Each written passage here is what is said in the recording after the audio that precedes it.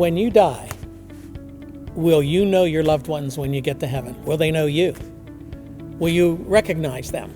Will you be able to hold conversations with them? I want to read you something from the Gospel of Matthew. I want you to listen closely to the language that Matthew uses here. He says, "After 6 days, Jesus took with him Peter, James, and John, the brother of James, and led them up a high mountain by themselves. There he was transfigured before them. His face shone like the sun, and his clothes became as white as the light. Just then there appeared before them Moses and Elijah talking with Jesus. Peter said to Jesus, 'Lord, it is good for us to be here. If you wish, I will put up 3 shelters, one for you, one for Moses, and one for Elijah.' And while he was still speaking, a bright cloud enveloped them, and a voice from the cloud said, 'This is my Son, whom I love. With him I am well pleased. Listen to him.' When the disciples heard this, they fell face down on the ground, terrified." Well, this is clearly a vision of heaven. When Moses was alive, Moses begged God to show him his glory. And God said, to put it frankly, "Moses, you can't handle my glory." But Moses insisted. He wanted to see the glory of God. And so God agreed to show him just the backside of his glory. Not the full frontal view of his glory, but the backside of his glory. And God passed by Moses. He showed him his glory, just the backside of his glory. And as he passed by, Moses' face began to light up. In fact, his face became so brilliant that when he descended from the mountain to be among the Israelites, he had to put a bag over his face because they could not view him in that kind of brilliance. Well, that scene is kind of repeated right here in this story of the Transfiguration.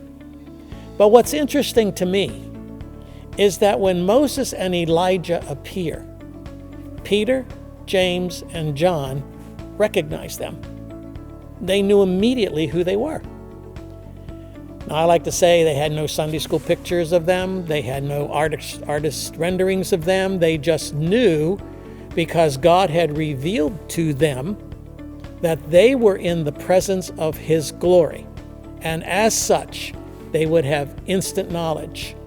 They would have instant view of what now we know is heaven. Well, Peter recognized this, and he said, "It's good for us to be here." And in typical Peter fashion, he said, "I don't want to go anywhere else. I want to stay right here. And I'll build 3 tabernacles, 3 tents. I'll build one for you, and one for Moses, and one for Elijah." He recognized them.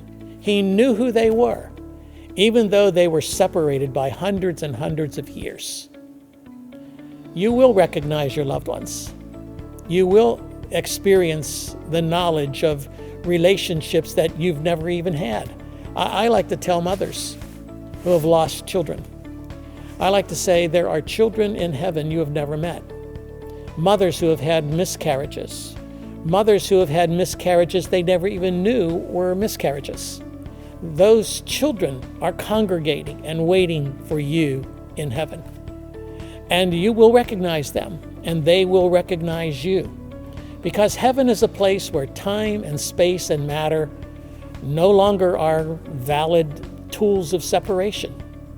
We will not be able to experience the pain and the heartache that earth brings us, but we will experience the eternal glory of God. That's why Peter wanted to stay where he was, because he knew he was in the presence of the glory of God. But just as quickly as that vision took place, it suddenly ended. And when they came down from the mountain, it is interesting to note, when they came down from that mountain, what immediately confronted them was a person possessed by demons. They had come back to reality. Earth is a place of brokenness. Earth is a place of fallenness. Earth is a place of sinfulness. Heaven is just the opposite.